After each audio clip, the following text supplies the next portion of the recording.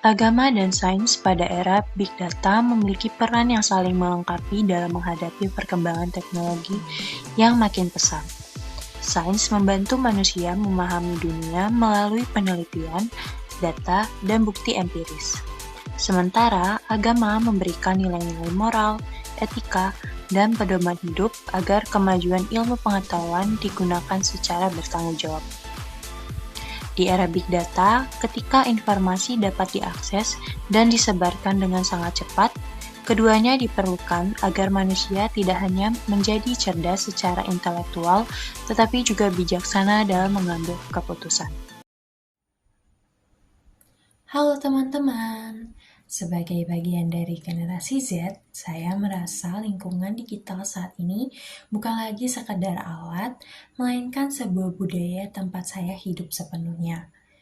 Keterbebaman saya di dunia virtual ini sering mengantarkan saya pada semacam migrasi digital. Saya merasa masuk sendiri ke sebuah benua yang tak dikenal dan terkadang merasa berjarak dari nilai-nilai religius saya.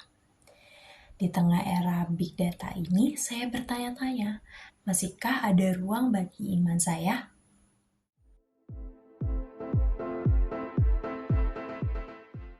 Kegelisahan ini membawa saya pada pemikiran Steve Jobs. Ia pernah menyentil bahwa banyak orang di industri teknologi kekurangan pengalaman hidup, sehingga mereka tidak punya cukup titik atau dots untuk dihubungkan.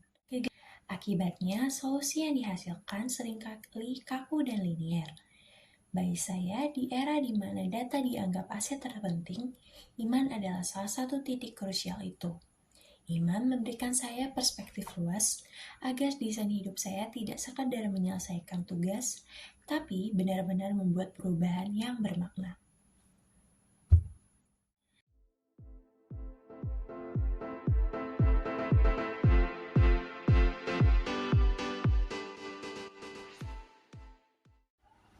Berbicara soal titik-titik data, saya menemukan visualisasinya yang paling indah dalam film After Yang. Karakter favorit saya yaitu Yang memandang sains secara positif sebagai penjaga memori dan identitas. Ada adegan kunci di mana arsip memori yang terlihat seperti galaksi titik-titik cahaya. Bagi saya, yang adalah cermin bahwa sains tidak membantu kita menjaga kehangatan kemanusiaan. Ini menantang saya untuk membayangkan ruang-ruang doa yang lebih inovatif dan menarik di era metaverse ini agar iman kita tidak terasa asing bagi warga kota digital seperti kita.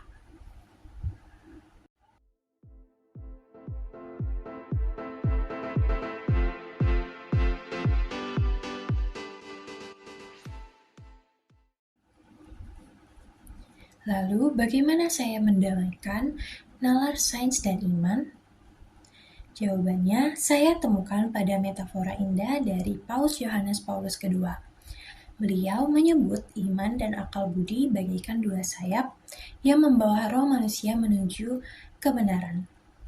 Saya sadar bahwa iman tidak perlu takut pada akal budi karena keduanya berasal dari sumber yang sama, yaitu Allah. Bagi saya, iman dan nalar itu seperti sepasang sepatu. Saya bisa melangkah jauh lebih baik dengan keduanya daripada hanya menggunakan sebelah saja. Sebagai penutup, saya tidak ingin saya menjadi sebuah museum yang kaku dan hanya melekat pada masa lalu. Saya ingin iman saya terus mudah dan berani mendengarkan dan membiarkan diri dipertanyakan oleh zaman. Karena pada akhirnya, menjadi orang beriman bukan berarti angkuh, sebaliknya, kebenaran yang memeluk dan memiliki kita. Mari kita terus berziarah dengan rendah hati di benua digital ini. Terima kasih.